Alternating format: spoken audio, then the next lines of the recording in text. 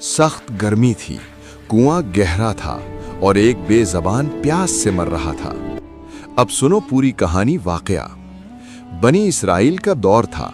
धूप इतनी तेज थी कि जमीन जल रही थी। हवा चलती तो लगता जैसे आग सांस ले रही हो। उसी गर्मी में एक औरत सफर कर रही थी। उसकी जिंदगी गुनाहों से भरी हुई थी। लोग उसका नाम इज्जत से नहीं लेते थे। हर कोई समझता था कि इस औरत के लिए अल्लाह की रहमत का दरवाजा बंद हो चुका है। प्यास ने उसे बेहाल कर दिया। आंखों के सामने अंधेरा छाने लगा। आखिर उसे एक पुराना कुआं नजर आया। वो लड़खड़ाती हुई कुएं के पास पहुंची और नीचे उतरकर पानी पिया। उसने अपनी जान बचाई। जब वो ऊपर आई तो जाने क्यों उसके कदम रुक गए।